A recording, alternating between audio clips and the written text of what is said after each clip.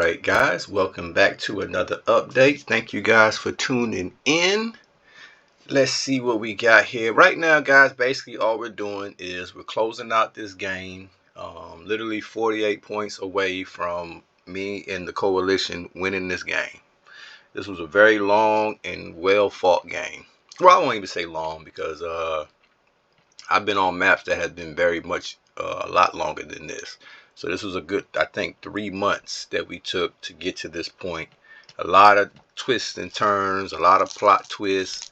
And so I'm just glad to be able to close out. And you want to show how this thing closes out because this thing gets draggy at the end. And it just kind of helps those who are not that experienced. It lets you see what it takes to actually close these games out. It's not a walk in the park. It takes a lot of moving parts. And the most important part that I think that you learn from playing a game to the end like this is one of the most important things you learn is how many territories you need to even win a game. So let's take a look. Once we in a second, we're gonna look and see how many I mean, you have to have literally the whole world almost. I think you can slide with not having Australia and maybe South America, but then you would have to have Europe, America, Africa, Asia. You would have to have all of those continents to win this game. That's how. So it's never too late. It's never just because somebody gets an early lead or something like that. That means really nothing. So if you look at this map, guys, look at how much me and this coalition has. This is all of us. We have all of Africa, most of America, most of South America, and we still do not have the game won. So I'm just letting you see it from that angle that it takes a lot of territory and provinces to win this game.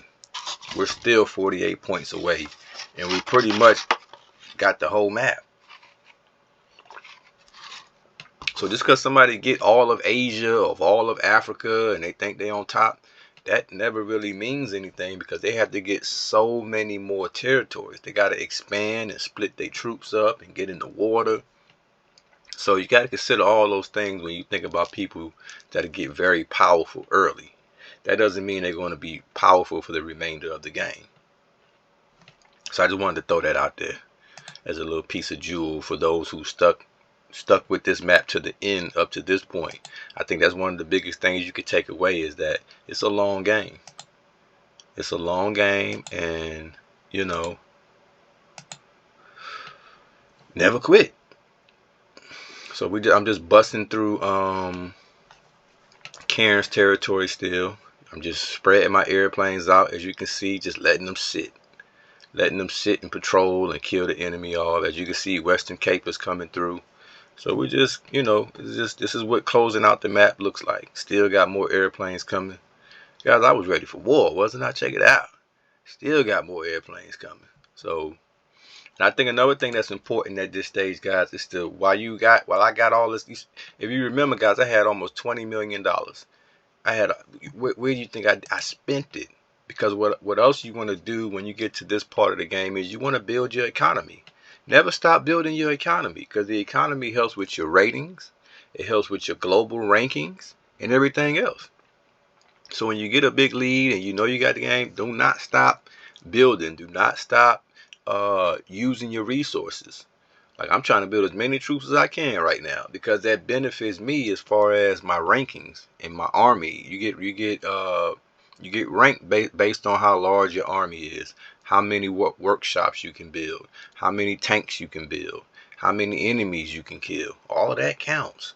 So it's never a time to just, all right, we can just relax. And no, you can build up your points and become a factor on the when it comes to global ranking. Now that may not mean much to some of y'all, but I like to see my rankings go up. So if you didn't know, this game is absolutely ranked, and you can check your rankings to see where you stand. And I think that may motivate you to say, okay, well, let me try to, you know, get up there. So so that's all we're doing. And I want to kind of show some of the other guys a little bit, like Kandahar and Western Cape, Minas.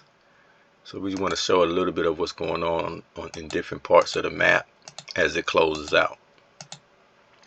Let you see some of the armies.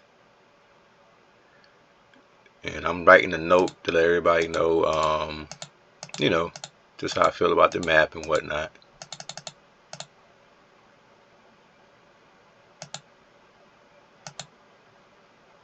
So you can pause that if you need to, if you want to read that. I'm not going to hold you up.